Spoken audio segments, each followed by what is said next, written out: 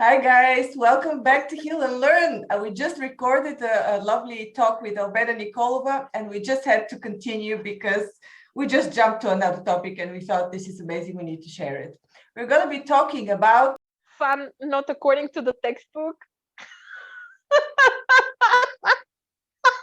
Can you imagine there is a textbook about having fun?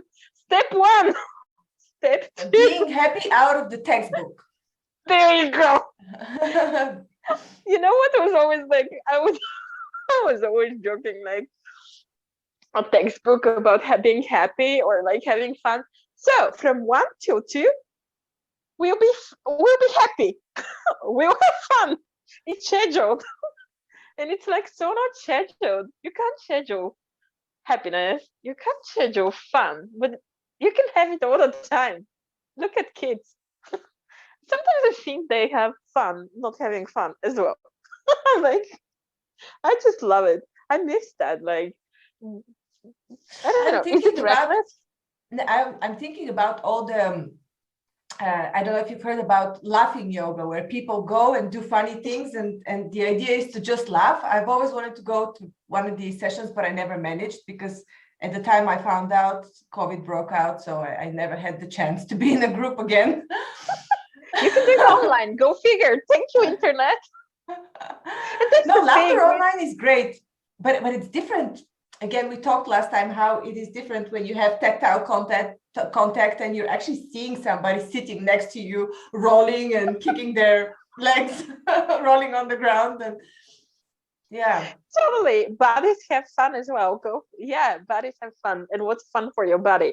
That was actually that's one of the questions. I wake up in the morning, I'll be like, buddy, how much fun can we have today? And I'll just like continue with my day. But it's boy, this doesn't sound right, Albena. It's not textbook. It's not textbook, but it also doesn't sound right. I think I'm doing amazing. It's not textbook. Yeah, because I was so afraid that this will go so textbook. And I was just like, what can I say that's like happiness that's not according to the textbook? Yeah, and that's it. Bodies love to have fun. And it's like sometimes it's like very different. I meant that it has a sexual connotation. I mean, leave apart that it's not textbook. Yeah, but sex is actually fun for bodies, and actually sex is supposed to be fun for bodies, and sometimes I'm surprised that people make something else out of this. And yeah, what if the purpose of living is to have fun? And what if sex can be fun? There you go. Ooh, I'm not sure about getting into that deep waters. That's so not textbook. But what if fun is just your way to escape from your truth? Is this fun or something else? Cover up. Fun. And what if that's entertainment? That's what I call entertainment. That's entertainment, right? Yeah. And this is a distraction. And that's the thing. You can have one word or whatever people like, and it's just like, what is this one? Is this a distraction, or is this like something that's true for you that empowers you, makes your body happy, like makes your life greater, or even your future, if you dare to have future. I'm enjoying this. We were planning to have our previous talk about happiness. It turned out we talked about the coherence you're creating in your future, but now we're coming back to happiness. Yeah, go figure. Happiness requires foreplay as well. Don't skip the foreplay with fun, the happiness. Oh my goodness, I love it. This is truly not. This is not textbook, yeah? Yeah. The happiness foreplay. What's a happiness foreplay? I have no clue. Oh my God. It doesn't compute. It's not in this reality. It's something else. It doesn't compute. I'll have that then. I would like to know what's a happiness foreplay. You know what's happiness foreplay is for me? It's like what invites happiness to my life. Like I have that thing that I will go to have a coffee in a coffee place, depending on the situation, of course. But I'll just sit by myself and enjoy an amazing cup of coffee. And this makes me happy. It's just like the foreplay for me, apparently. Foreplay to happiness is enjoying a coffee. And the other I can thing also do lately, that. I can totally do that. Yeah. and that's the thing, like what invites more happiness for you? Like what opens up the door and what's your thing? And I've recently discovered that do you know that hammock, the silk hammock? It's made of parachute silk, and it's super light, and it's 1 kilo, and you can wrap it up in your lady bag as well. I have one. There you go. That's probably the best investment I've made, and I'm telling everyone about this. So I got myself that amazing silk parachute hammock in pink. And I'll just go into a park somewhere like quietly, and I'll just greet the trees, and I'll just arrange my hammock, and I'll just like get into my hammock, and then it's like my body gets so relaxed. I super love it, and I'm so happy after that. I wouldn't talk to anyone. I'll be just like watching the trees, and there will be like a squirrel here and there that will show up, and some birds. It might be a mother with a child that will pass by, or some curious toddlers will come next to my hammock, walk on it, and that's it. But it's just like makes me so happy. It's foreplay to happiness for me. And when something is wonky in my world, like I'm like, okay, time for the hammock, and I'll do that. And that's the thing. Like during lockdown, the first lockdown, I was living in a flat where there was a balcony outside, and it was perfect that I can actually arrange for my for my silk hammock. And this is how I actually survived the beginning. It was a shock a bit, but I truly enjoyed it. I'm just thinking now, isn't this happiness in the end always related to nature? Because we naturally feel connected and happy in nature. If I'm thinking about my moments of happiness, most often they're in nature, in the open. Even if I'm drinking coffee, it has to be in the open to be memorable. Yeah, I love that one. And that's the thing. Wow, where do I go? So much things that I would like to add about this one. Where do I start? There is a lot of things that are invented, and they're lies. And there are a lot of things that are true. In nature, it's something that's true. So, and that's a tool that I use that even animal does not understand it. If that does not exist in nature, then it's actually a lie. It's a made thing. It's a manufactured, made up. Okay. And then the other thing was like, I heard a lady talking about this, and it was so light for me when she said that we are made out of our bodies. The earth is our bigger body. Our body is our small body, and the earth is made of is our bigger body. And our bodies are literally made of what the earth is made of. It's just like different arrangement. Mm-hmm. And then there was like then there was the question, what if we are our bodies are the extension of the earth, and we're so more dynamically connected to the earth? And would the earth lie to us? Like, would the earth generally lie? Is there competition in the earth? Is there like, the one tree goes to the other one tree, hey, I'm better, no, I'm better, I'm making more money, no, I'm making more money, no. Or like there was the joke like I'm getting more juice from the earth, for example. Exactly. And that's the joy of being alive. That's the juicy part. Exactly. And that's the foreplay to happiness, isn't it? In a way, yeah. It's cool. So there you go. The easy thing. It's actually for free. You can go into nature and just get happy. What else?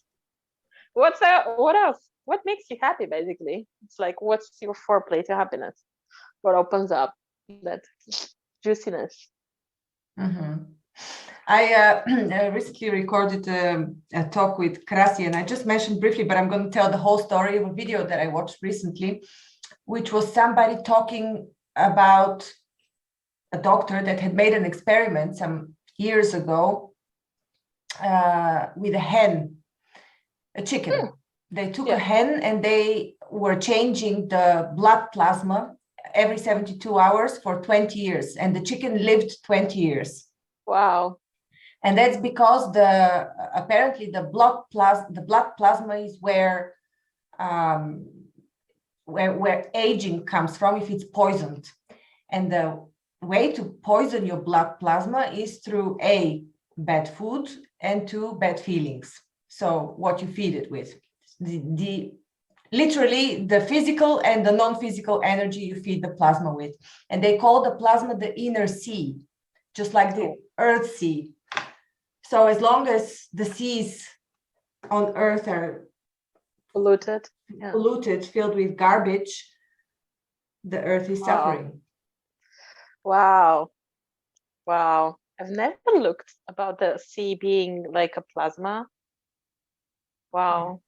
And we have our internal sea, and that's the first thing they give you is a salty solution if you have if you go to the emergency room. This is how the guy explained it, and that is to cleanse your internal sea, your plasma. Basically, they give you water with salt.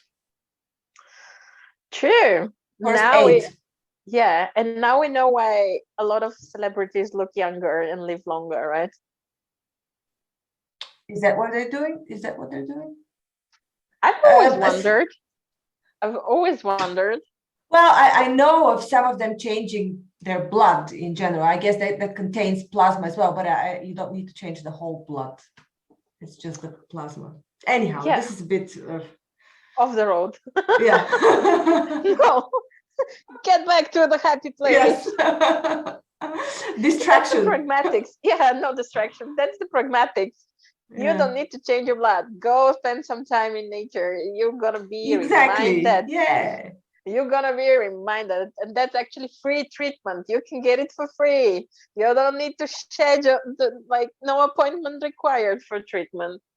Yeah. Or maybe you can pencil in some time. But that's actually a great exercise. Wow. That's probably might be something to probably impossible for some people to have 1 day per week for themselves, for their body, and 1 hour per day. And I remember when I heard this one a while ago, and also a lot of my friends, like single moms or like with kids and super busy, they'll be like, "Are you delusional? 1 day for me? Or per week? Or like 1 hour per day, every day?" And one of the ladies actually committed to this, and she worked toward it. So she started somewhere with 10 minutes per day, and she'll say like, "No, I'm having that 10 minutes, 15 minutes, a coffee, half an hour." And then kind of like probably 6 years later, she's there like 1 day per week. That's time for her body to nurture, to something that's nurturing for the body, that's caring for the body, the foreplay for happiness that comes also with the body. And a lot of time it's actually also with nature. It's super easy. And wow, what would it be like if, can you imagine like everyone having that thing, like peace and peace with the bodies and that happy place? I think I'd like that. Sorry, you were about to say a program. I went somewhere else. It's not textbook, see? It's not what? It's not textbook. No, non-textbook happiness. No, I was just thinking today how easy it is to pay attention to my body. So we're right on track with this topic because I was contemplating about it. Because for the past 2-3 days, I've been doing some light exercises, which I hadn't had the time to do for a long time. And this is such a bad excuse. I don't have the time. What do you mean by light exercise? Sorry. I do whatever I like. I just move my body somehow. Ah, cool. I love it. Yeah, I don't do anything specific. I do a mixture of some yoga exercises, some made up by myself exercises, whatever my body feels like, I just move it. And I realized it's not so hard. I'm always giving myself excuses for not doing it.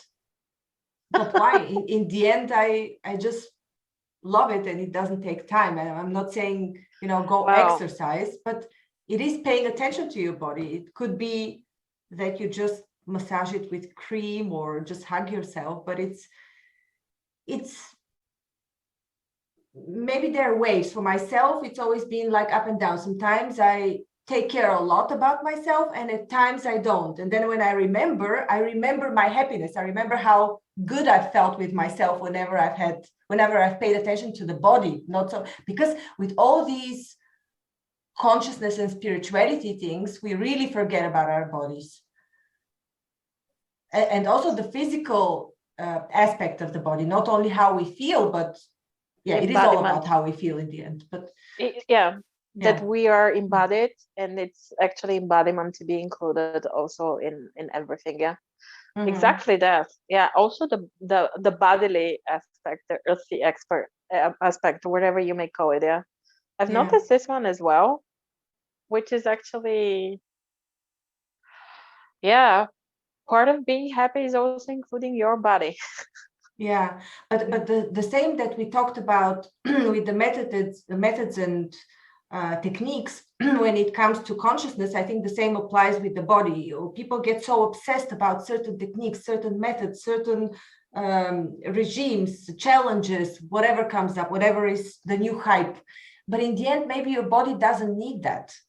And lots of people, after practicing something for too long that was a hype, they completely give up on exercising. I've experienced this as well, because you've had enough, it's not your thing. In the end, it's the exact same reflection that we had about consciousness that you apply to your body. What does my body feel good doing? Or how do I feel good moving? Or what do I like?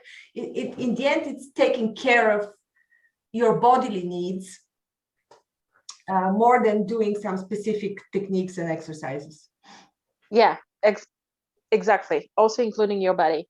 And it's I have noticed, like, we have different ways to evolve or to embark on the journey of consciousness, or our journey. And there are a lot of people that I have seen that actually do that through a lot of moving, sport, athletes, whatever, and it works for them in a way. So what works for your body would be a great question. And how long would that work for your body? It's just because it works now, it doesn't mean that things are changing, your body is changing. And it's actually, it's not just like woo thing, like everybody is changing constantly. So what does your body require right now, and what's a great contribution? And there are some people, like, everyone requires different movement, caring, attention, whatever that may be. And it's like, I really enjoy the body process, the hands-on body processes. It's the main thing is like, even like because I actually teach people how to apply those processes, like they get certification and all that stuff. It's like, I know probably from Access Consciousness more than 200, or I don't know, something like this. But in the end, 200? What's 200 body processes from Access Consciousness. Sorry, but at the end, it's not that one body process is designed for that symptom thing or whatever you would like to. It's more like which one will be nurturing to your body, or a contribution to your body right now. And the main thing, it's so funny, like when I teach those processes, the question would be, most of the time I'll be asked, like, what does this body process do? And I'm like, ask your body. What can, like, ask your body?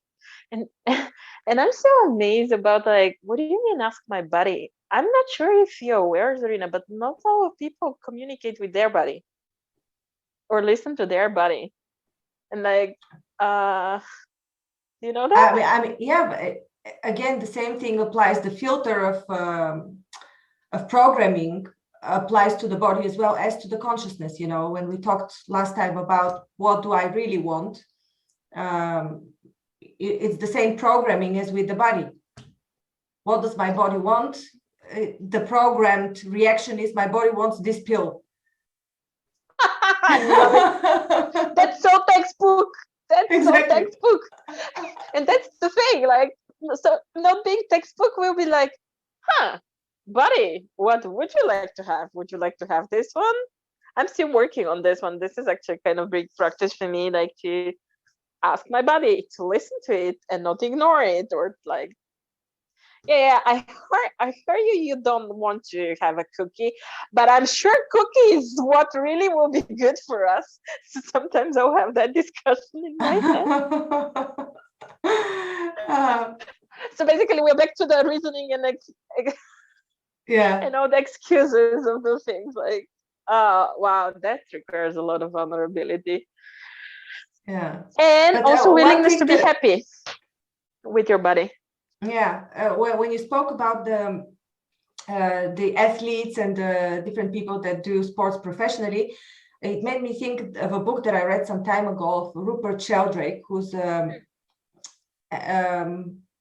has researched spirituality, and he's otherwise a professor in biology, I believe, in the UK. And in the book, he describes about 12 ways to connect to the divine. Of course, the main one is to be in nature.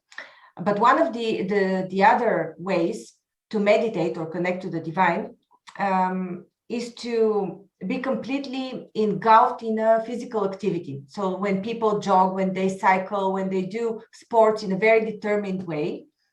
And this is the way for people to meditate, specifically in Western society, where they do a lot of sports like skiing, hiking. Well, hiking is already being in nature, skiing as well. But if you're cycling, if you're jogging in a city, this also puts you at a state of communication with God, because you're inside yourself, you're going within, you're not connecting to nature this time, but you're using a different path. And so people actually meditate without knowing when they do sports, and they're in the flow. Exactly. So it's like, what makes you happy? And it could be just around, and it could be a coffee. It doesn't have to mean anything. And it's like, sometimes people meditate when they're around. It's not always that you meditate when you're quiet and you have your legs crossed, or and it's different. So it's like, what's your foreplay? I love it. I think I'll keep on asking that. What's my foreplay to happiness? Yeah, I love that one. I never thought of this, that actually jogging could be a meditation. See, so not textbook. Yeah. Being in the flow in general. So it could be anything. Yeah. You're in the flow when you're drinking your cup of coffee. I am. Yeah, I actually am. I created a lot of fun stuff and magic things, like wow, drinking coffee somewhere. It's on a textbook. Anyway, what when are you in the flow? I'm in the flow all often. The time. I try not to share a bit, just a tool for us, just an idea, tickle us. Well, when I'm in nature, basically the same things. When I'm in nature, when I'm exercising, I can be in the flow. When I'm taking care of my body, when I'm creating something, writing something, contemplating about what I'm going to talk about or what kind of course I'm going to create, I'm in the flow as well. Basically, when I am juggling with ideas about the future, when I'm playing with my child, I'm in the flow. I know someone. When I sing. Oh, yeah. I know someone who truly is in the flow when he does gardening. It's like his thing. And I'm like, I like that one. You know, most people are like that. Most people are in the flow that do gardening. True, yeah. Wow. So basically, if we are to wrap up, it's like, what's your foreplay? What's fun for your body? Include your body, take care of your body. It's not only, yeah, there is a lot of energy, spirituality, and a lot of things on the path to more consciousness. Include your body. What's fun for you? Then it's not textbook. What else was like nature? What else did we talk about? Like so much. I love it. We went all over the place. Non-textbook. Non-textbook happiness. For some people, the flow is cooking. Some people love cooking. True. Very true. Very true. Or ironing. I know of people that go in the flow and they iron. I actually used to live with someone who is totally in the full flow and cleaning. So I was actually kind of like, I hit the jackpot. Yeah. True. Get into the flow, whatever it may be. It can be really anything. It can be anything. You know, once I had an interview with Lada from Astro Lada, and I was giving some examples of things that can make you happy. I can't remember what the talk was about, but I very vividly remember one comment, and somebody said, how rude of you to say that doing Excel files can be boring or something like that, because she really enjoyed that. And I'm like, oh my God, this is really rude. True. Don't judge people. Exactly. And if something makes you happy, you don't need to tell anyone. Just do it for yourself. Yeah. It's your... Yeah, I mean, I've heard about those people that are truly like enjoying accounting or stuff that's like so not logical. And it's such luck to meet those people and to have that people. Like, can you imagine someone who truly enjoys like Excel sheets or accounting or doing whatever, invoicing, to contribute to your business, to work on your business? It's just like, it's not work, it's fun. Yeah. Oh, that's and different. You know, there are people that are in the flow for all kinds of activities. They just have to find where their flow is. Exactly. So basically try them all out. Yeah. Try out the fun. True. Cool, Albie. Huh? Shall we wrap up? Shall we? Yeah. I think that's it. All right. I think that's it. Thank you. Thank you. I love that. So not textbook. Thank you, Albie. Bye. Thank you. Bye, darling.